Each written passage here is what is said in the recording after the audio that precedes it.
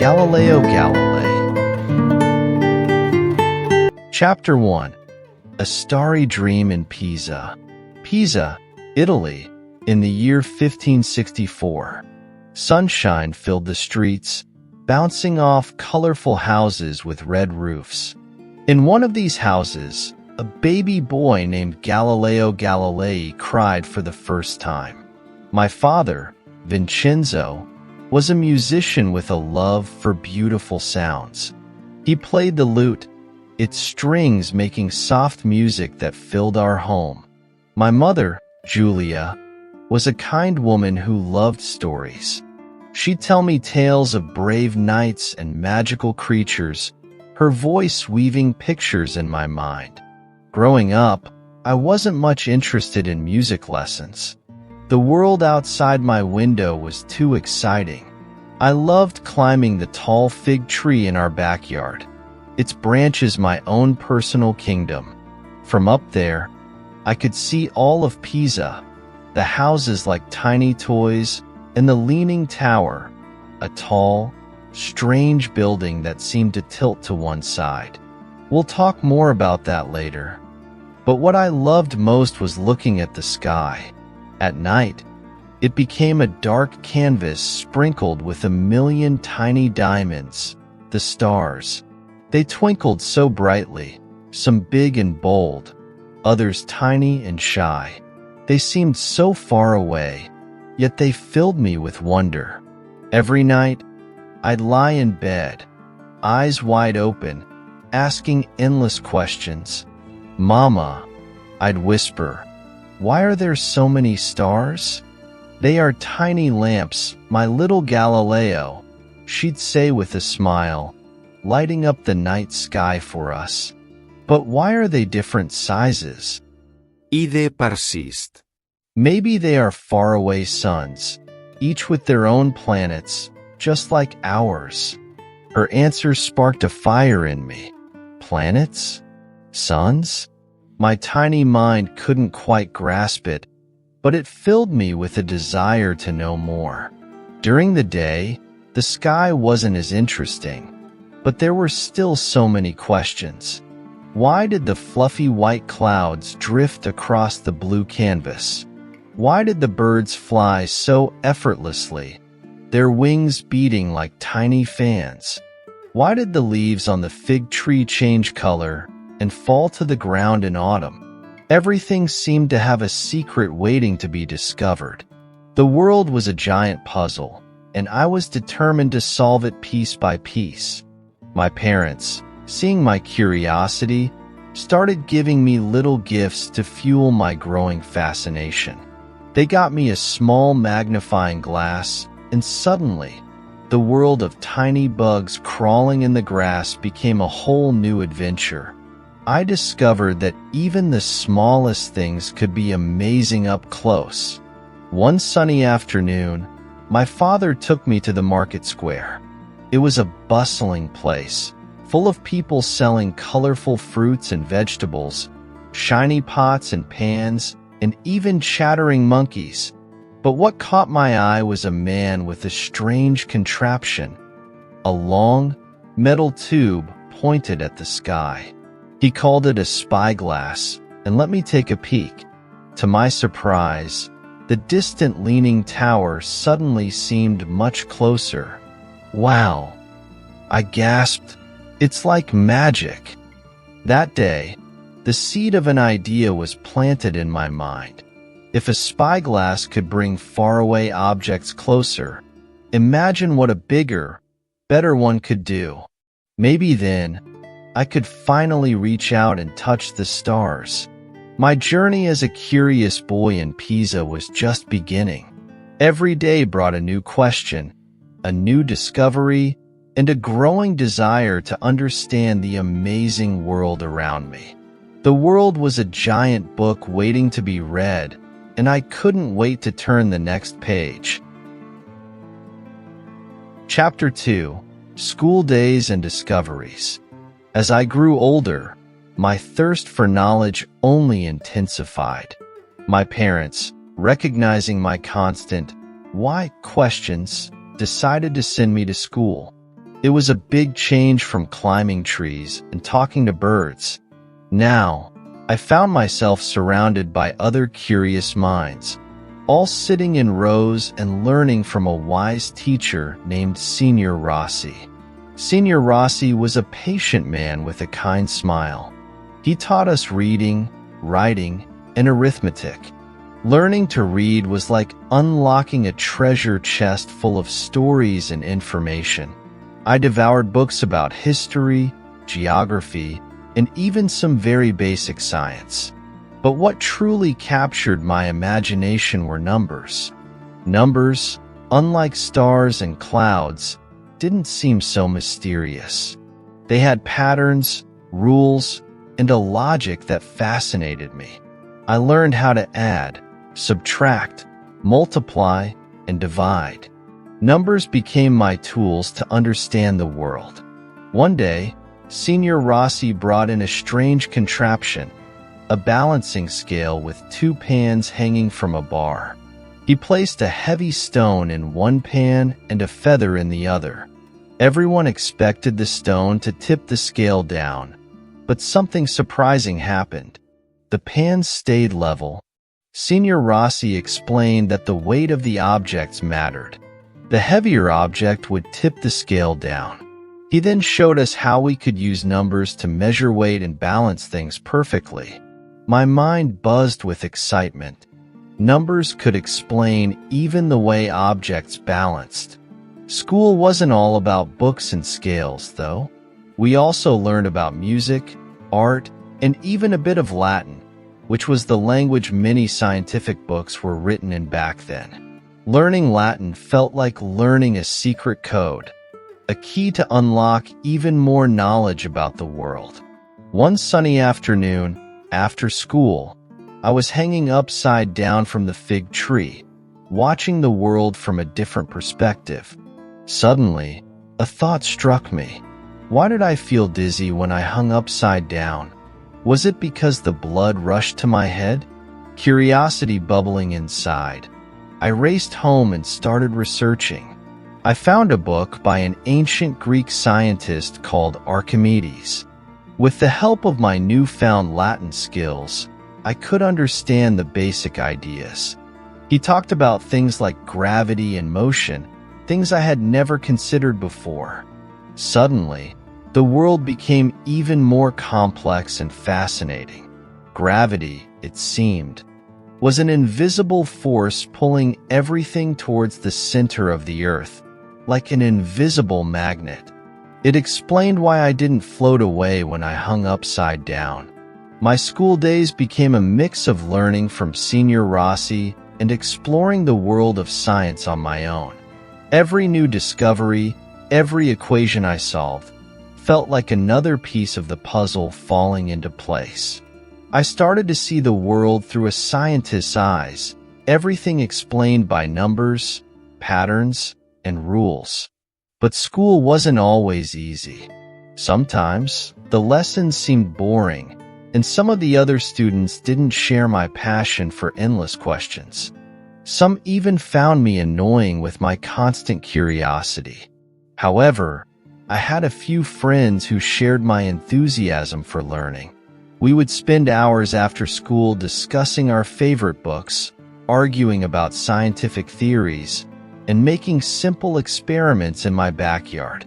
We were a small group of curious explorers venturing into the unknown together. The world outside of school was also my classroom. One rainy afternoon, I was huddled inside, watching the water drip down the roof tiles. Suddenly, a thought struck me. Why did the water droplets all fall at the same speed? Shouldn't the heavier drops fall faster? Determined to find out, I waited until the rain stopped. The next day, I climbed to the top of the leaning tower, with permission, of course.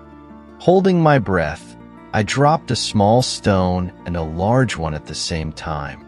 To my surprise, they both hit the ground at the same time. This didn't fit with what I thought I knew. It sparked a fire of curiosity that would fuel my scientific endeavors for years to come.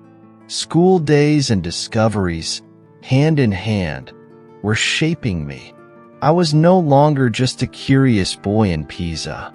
I was becoming Galileo Galilei, a future scientist, forever on a quest to understand the beautiful and complex world around me. Chapter 3: The Leaning Tower and Falling Objects. Pisa wouldn't be Pisa without its leaning tower. It was a strange building, tall and thin, like a giant straw that forgot to stand straight. Tourists from all over came to see it, some even climbing its lopsided stairs to reach the top. As a young boy, I found the tower fascinating, a constant feature in my ever-curious world. One sunny afternoon, my friends and I were playing near the base of the Leaning Tower. We were a small band of explorers: Marco, the quick-witted one; Sophia, the always observant one; and me, the endless questioner. We were tossing pebbles up in the air, catching them as they fell back down. Suddenly, Marco, with a mischievous glint in his eye, suggested we climb the tower and drop the pebbles from the top. It sounded like a daring adventure, and we all readily agreed. With a bit of climbing and careful maneuvering, we reached the top platform. The view from there was amazing. We could see all of Pisa, the winding Arno River, and even the distant mountains. But the excitement of the view soon gave way to another thought. How long would it take the pebbles to fall? We each grabbed a pebble, a heavy one and a light one, and held them over the edge. The Leaning Tower seemed even more tilted from up here, making the drop look even more dramatic. With a shared countdown, 3, 2, 1, go, we all let our pebbles loose. We watched, hearts pounding, as they tumbled down. But something unexpected happened. The pebbles, both big and small, hit the ground at the same time.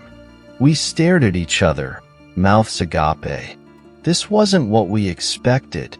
According to common sense, the heavier pebble should have fallen faster, just like a big ball of yarn would roll down a hill quicker than a small one. But here they were, defying our expectations. Disbelief turned into excitement. We repeated the experiment. Heavy pebble, light pebble, drop, and thump, thump. They hit the ground together again. Our little game had turned into a scientific puzzle, and we were determined to solve it.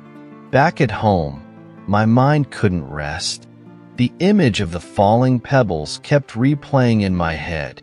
I devoured all the books I could find about falling objects, but none of them explained what we had witnessed at the Leaning Tower. Some books even stated that heavier objects fell faster than lighter ones. Days turned into weeks, and my frustration grew. How could something so simple be so confusing? Was there something wrong with our experiment? Did the Leaning Tower somehow make things fall differently? One day, while staring at a swinging pendulum clock in my room, a fancy clock with a weight that swung back and forth, an idea struck me. The weight swung at a steady pace, no matter how big or small the swing.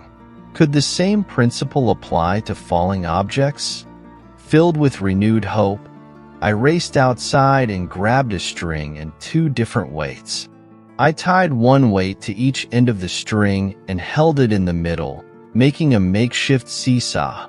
When I let go, the weights swung up and down at the same speed, just like the pendulum clock. This simple experiment gave me a clue. Maybe the speed of a falling object didn't depend on its weight, but on something else entirely. Perhaps it had something to do with the force of gravity pulling everything towards the Earth. The Leaning Tower experiment, though simple, had opened a door to a world of questions. It was a lesson I wouldn't forget. Sometimes, The most puzzling observations can lead to the most incredible discoveries. The seed of doubt had been planted. The world, as I knew it, wasn't as straightforward as I thought. There were secrets hidden in plain sight, waiting to be unraveled. The journey to understand falling objects and the mysterious force of gravity had just begun, and I, Galileo Galilei, was ready to embark on that adventure. Chapter 4. Building My Own Telescope. The mystery of the falling objects at the Leaning Tower fueled a fire within me. My mind buzzed with questions about gravity and the invisible forces that shaped our world. But just reading about science wasn't enough. I wanted to see for myself, to explore and experiment. One day, I came across a story about a new invention called a telescope. It was a strange device with lenses that could make faraway objects appear bigger and closer. This sparked a flame of excitement in me. If I could build my own telescope, maybe I could finally reach out and touch the stars, or at least get a much better look at them. The problem was, telescopes were expensive and rare back then. They were mostly owned by wealthy scientists and nobles. But I wasn't one to give up easily. I devoured all the information I could find about telescopes, sketching diagrams, and trying to understand how they worked. Luckily, my father, the musician, was a skilled craftsman. He could fix anything from a broken lute string to a leaky roof. I saw this as an opportunity. I explained my idea of building a telescope, my voice bubbling with enthusiasm, and to my surprise, he was on board. He helped me gather the materials, long tubes made of cardboard and metal, lenses from old eyeglasses we found around the house, and some bits of cloth and string. It wasn't fancy, but it was a start. For weeks, our house became a workshop. We cut, measured, glued, and experimented. My father patiently helped me shape the tubes, while I tried to figure out the best way to position the lenses. It was a process of trial and error, filled with frustrated sighs and moments of triumph. Sometimes, the lenses wouldn't fit together properly, or the image in the telescope would be blurry and distorted. It tested my patience, but with each setback, I learned something new. Finally, after many failed attempts and countless adjustments, we had a working telescope. It wasn't perfect, far from it. It was a bit clunky, and the image wasn't crystal clear, but it worked. With trembling hands, I pointed it towards the familiar night sky. The stars, which always seemed like tiny diamonds sprinkled across the darkness, now appeared a little bigger, a little closer. I could even make out some shapes. Some were round, others slightly fuzzy. Even though it wasn't a perfect view, it was a revelation.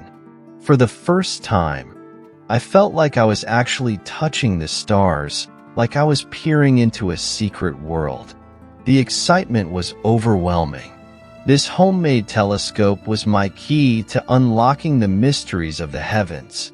The next night, I aimed the telescope at the moon. To my surprise, the smooth, white surface I had always seen now appeared rough and bumpy. I could see dark patches and craters, like giant scars on its face. It was a whole new moon, a world far more complex than I ever imagined. The news of my homemade telescope spread throughout Pisa. People came from all over to take a peek at the strange contraption and the wonders it revealed. Some were curious, others were skeptical. But for me, it was a validation of my passion for science and exploration. Building my own telescope wasn't just about seeing the stars better. It was about taking control, about finding answers through my own experiments and observations. The universe was no longer just a distant mystery. It was a vast playground waiting to be explored, one telescope observation at a time. With a newfound confidence and a thirst for more discoveries, I knew this was just the beginning. The homemade telescope had opened a window to the heavens, and I was determined to keep exploring, pushing the boundaries of knowledge and forever changing the way we looked at the stars. Chapter 5. A New View of Heavens. The success of my homemade telescope fueled my curiosity like never before. The night sky, which had always been a source of wonder, now beckoned with even greater urgency. With a renewed sense of purpose, I spent every clear night gazing upwards, my trusty telescope by my side. One crisp autumn evening, I pointed the telescope towards a familiar bright speck in the sky, Jupiter, the largest planet in our solar system. It had always looked like a single, bright star, but as I peered through the lens, something incredible happened. Instead of one object, I saw 4 tiny, round shapes clustered around Jupiter. At first, I thought my eyes were playing tricks on me. I rubbed them, blinked a few times, and then looked again. The 4 tiny objects were still there, like faithful companions orbiting the giant planet. My heart pounded with excitement. This was a groundbreaking discovery. No one had ever seen moons around Jupiter before. The books I had read only described the sun, the moon, and the planets as single objects. But here, before my very eyes, was a whole new system. A giant planet with its own little family of moons. Over the next few nights, I continued observing Jupiter and its moons. I noticed that they weren't always in the same position. They seemed to be constantly dancing around the planet, some closer in, some farther out. It was like a miniature solar system in action. The discovery of Jupiter's moons caused quite a stir in Pisa. Some people were amazed, eager to hear about my observations and see the moons through my telescope. Others, however, were skeptical. They questioned my findings, clinging to the traditional view of the universe. But I knew what I had seen. I had documented my observations carefully, sketching the positions of the moons each night. My drawings became a testament to my discovery, a record of a new view of the heavens. The news of my discovery eventually spread beyond Pisa.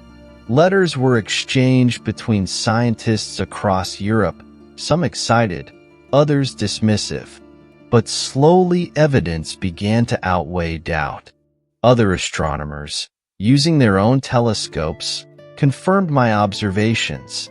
Jupiter did indeed have moons. This discovery not only changed the way we saw Jupiter, but it also challenged established beliefs about the universe. If Jupiter could have moons, maybe other planets did too? Maybe the Earth wasn't the center of the universe, as many believed at the time? My mind buzzed with possibilities. The universe seemed much more complex and fascinating than anyone had ever imagined. It was like a giant puzzle with countless missing pieces waiting to be discovered. With each new observation, my desire to build a better telescope grew. My homemade version, though groundbreaking, had its limitations. I needed a more powerful tool to explore the heavens further, to unlock even more secrets of the universe. Days were spent drawing plans and experimenting with different lenses. Nights were spent observing, documenting, and questioning. I became obsessed with the universe, a young scientist on a mission to understand the vastness above. The discovery of Jupiter's moons was just the first step in a long and adventurous journey. It opened my eyes to the wonders of the cosmos and sparked a fire of scientific curiosity that would never be extinguished. The universe held countless secrets waiting to be revealed, and I, Galileo Galilei, was ready to be their witness. Chapter 6. Sharing my discoveries. The discovery of Jupiter's moons left me buzzing with excitement. I couldn't wait to share my findings with the world. I knew it would change how people saw the universe, just like it had changed my own perspective. I started by writing detailed reports, describing my observations, and sketching the positions of the moons on different nights. These reports were like maps of a new world, a place no one had explored before. I sent copies to scientists and scholars across Italy, eager to hear their thoughts. Some were ecstatic. They congratulated me on my groundbreaking discovery and were eager to learn more. Letters poured in, filled with questions and a shared sense of wonder. We were on the cusp of a new understanding of the universe, and everyone seemed to feel it. But not everyone was happy. There were those who clung to the old ways of thinking, believing that the Earth was the center of the universe and everything else revolved around it. My discoveries challenged these beliefs, and some people felt threatened. One powerful group, the Church, held a very strong influence over people's lives back then. They taught that the Earth was the center of God's creation, and my observations of Jupiter's moons seemed to contradict that belief. Instead of seeing my work as a way to understand God's vastness, some church officials saw it as a challenge to their authority.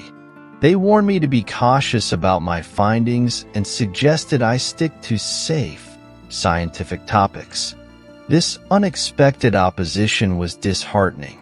I had simply observed the night sky and documented what I saw. But for some, science and faith seemed to be at odds.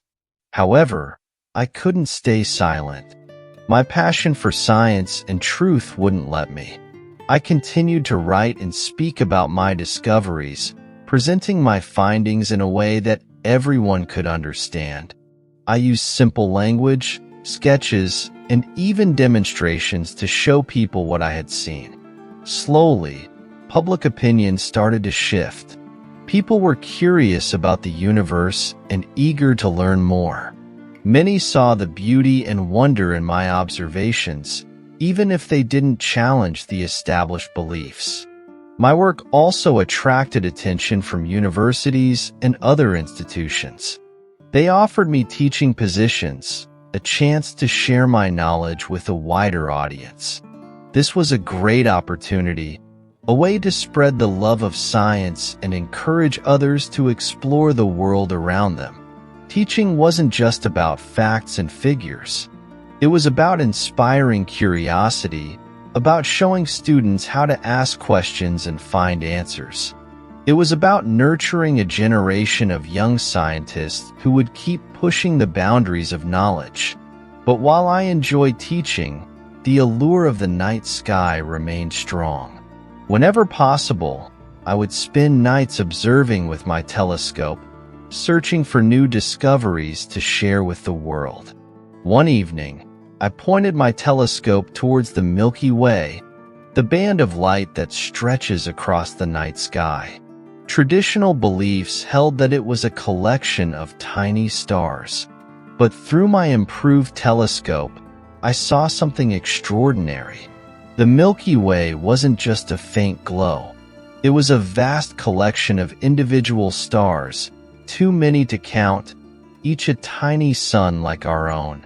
It was a universe within a universe, a breathtaking display of nature's grand design.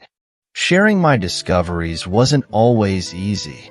There were arguments, disagreements, and even threats.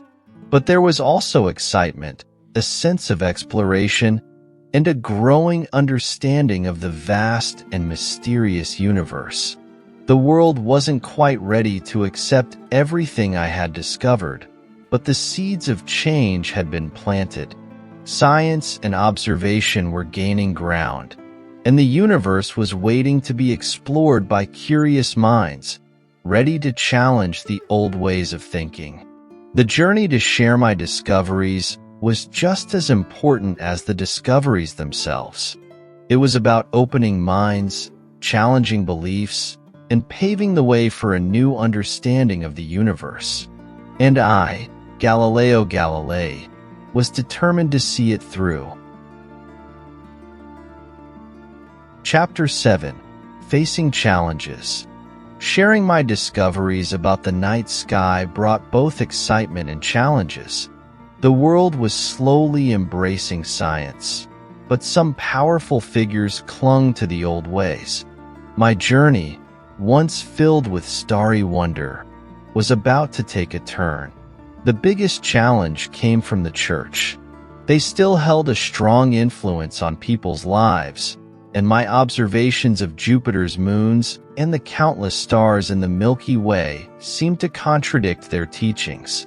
The church believed the Earth was the center of the universe, with everything else revolving around it.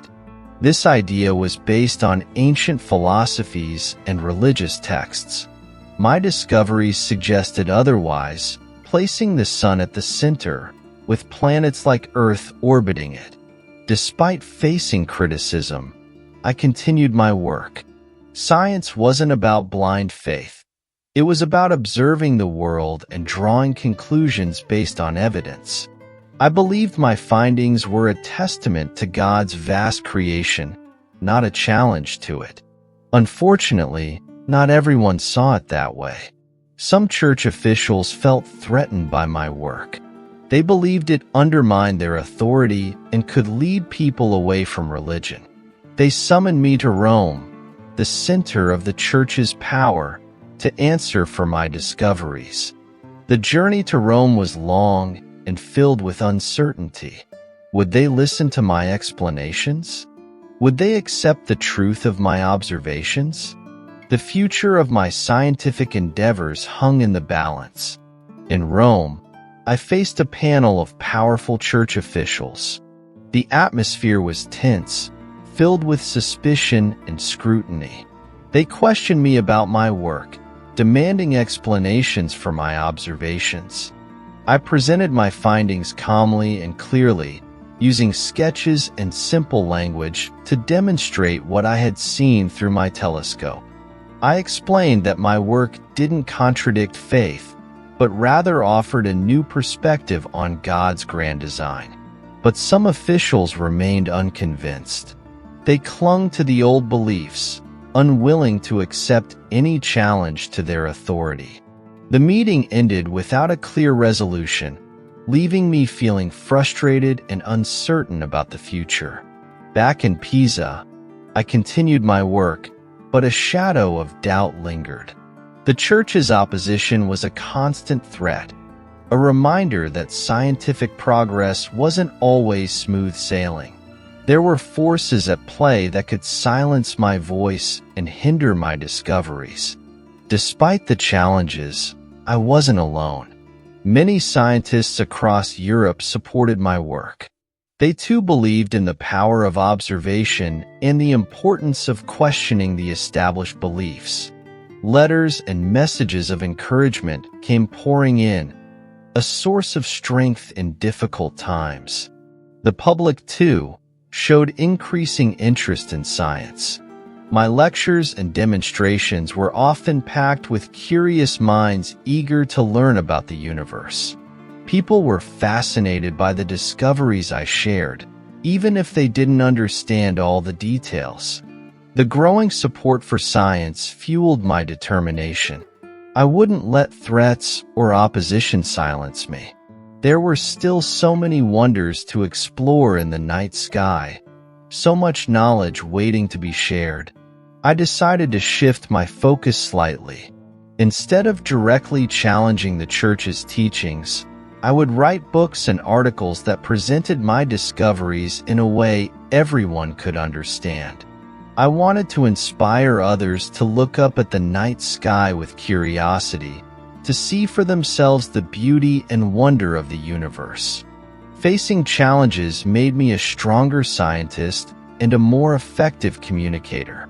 I learned to navigate difficult situations, to defend my work with reason and evidence, and to find new ways to share my passion for science with the world.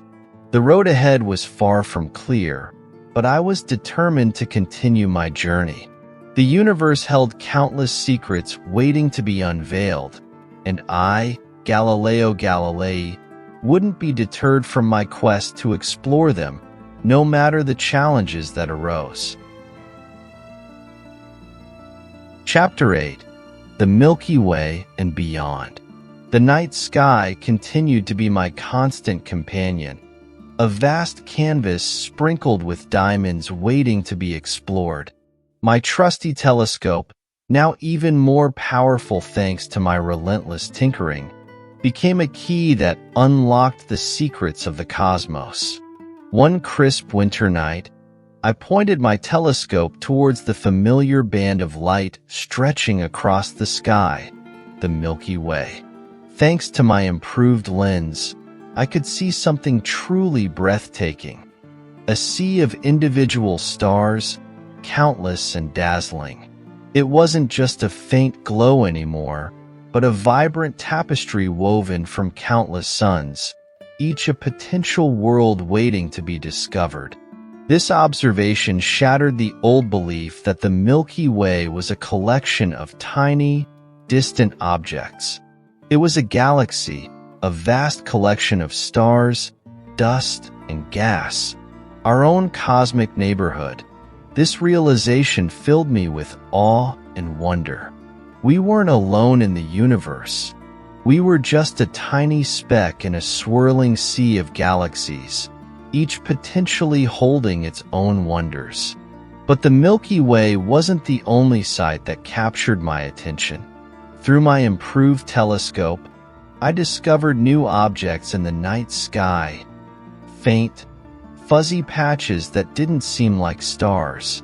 These were nebulae, vast clouds of gas and dust where stars were born.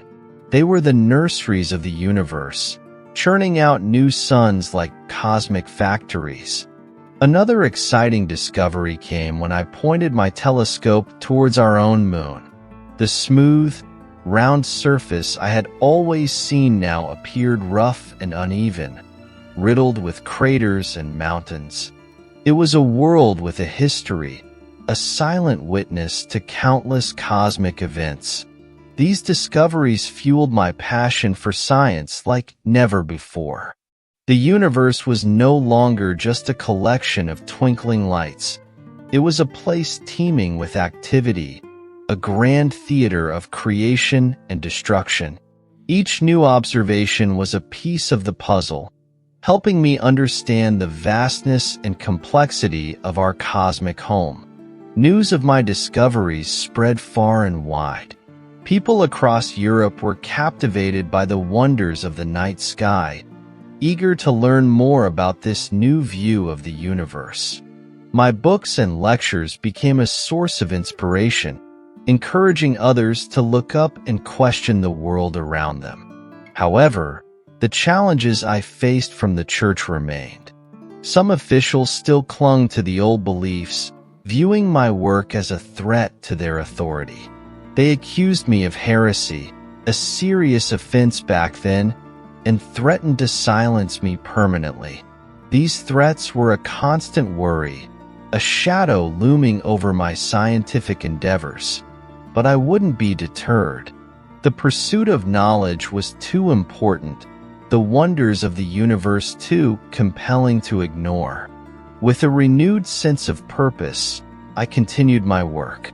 I documented my observations meticulously, sketched diagrams of the galaxies and nebulae I saw, and wrote in a way that everyone could understand.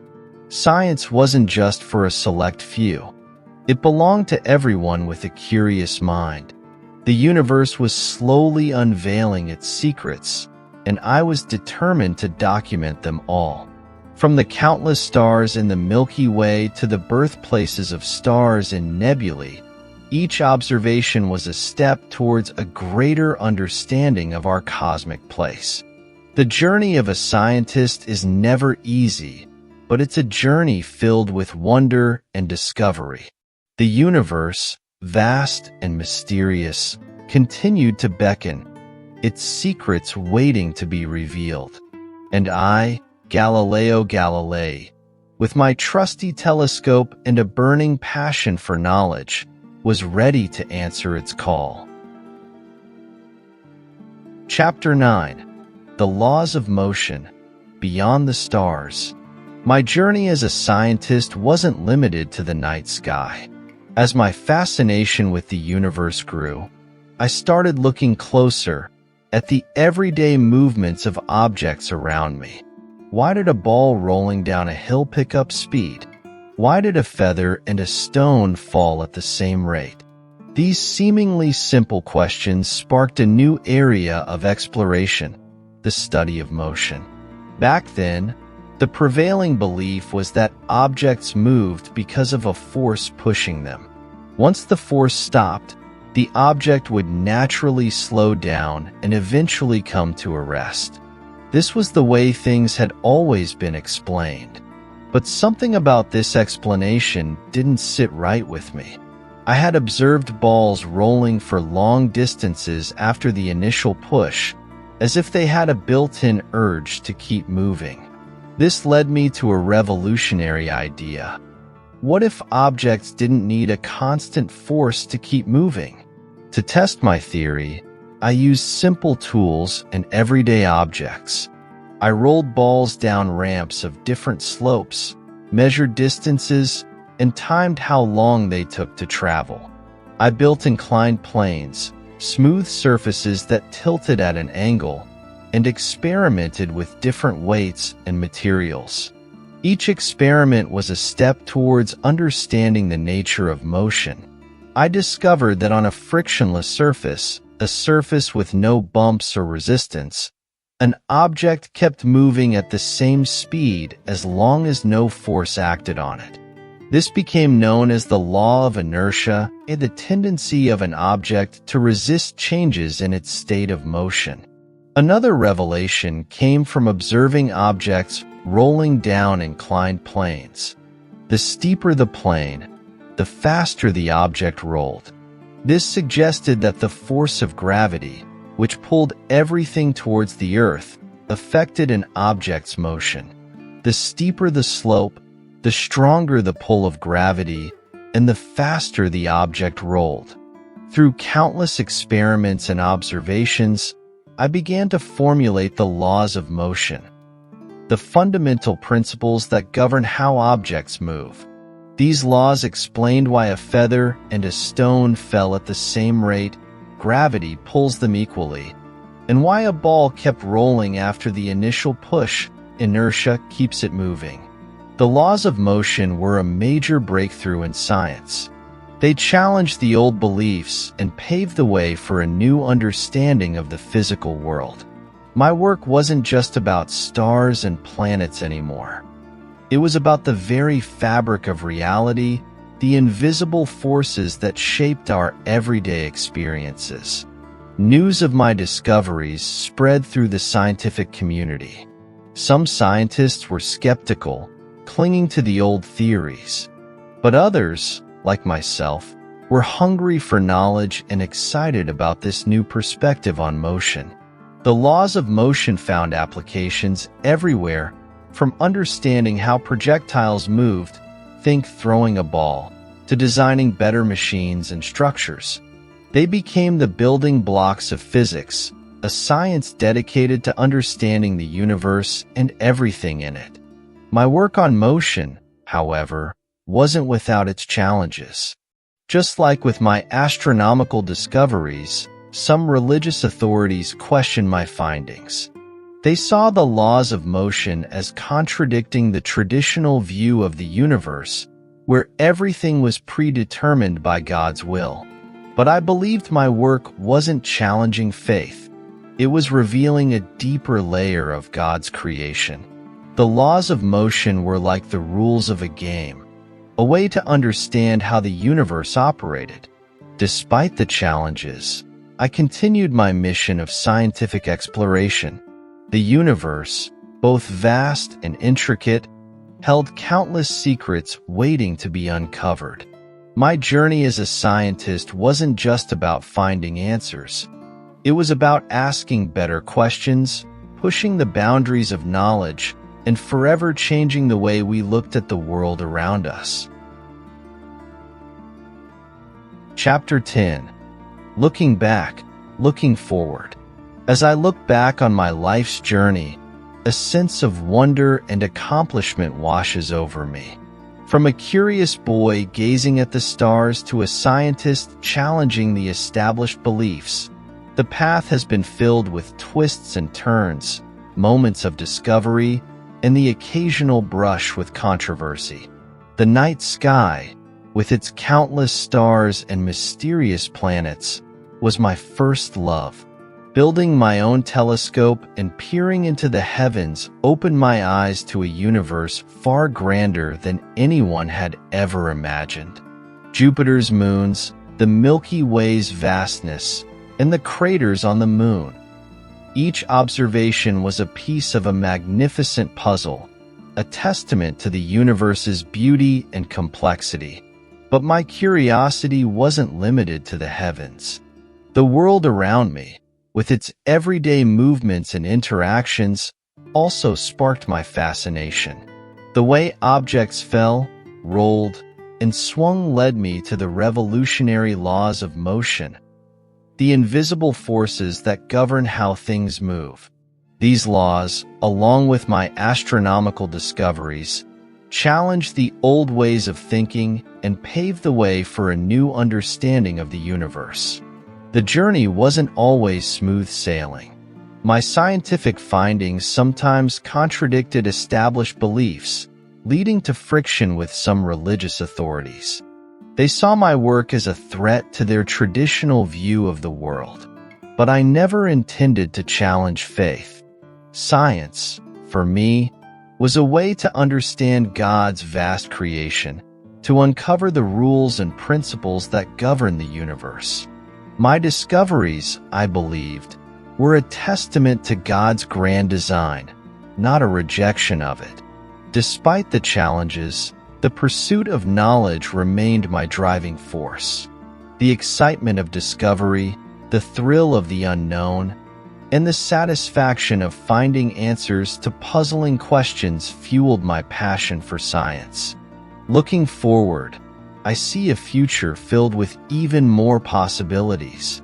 New instruments, better telescopes, and deeper scientific inquiry will undoubtedly lead to further revelations about the universe. The journey of discovery is never truly over. There are always new questions to ask, new secrets to uncover. My hope is that my work will inspire future generations of scientists. Let them look up at the night sky with wonder, question the world around them, and never be afraid to challenge the status quo. Let them embrace the power of observation, experimentation, and critical thinking. The universe is a vast and wondrous place, and we have only just begun to scratch the surface. With a curious mind and a relentless pursuit of knowledge, we can continue to unlock its secrets and gain a deeper appreciation for the world we live in. This, then, is the story of Galileo Galilei, a scientist, a dreamer, and a lifelong explorer of the universe. It's a story of curiosity, discovery, and the never-ending quest to understand the wonders that surround us. And it's a story that, I hope, will inspire others to embark on their own journeys of exploration, forever expanding our knowledge of the universe and our place within it.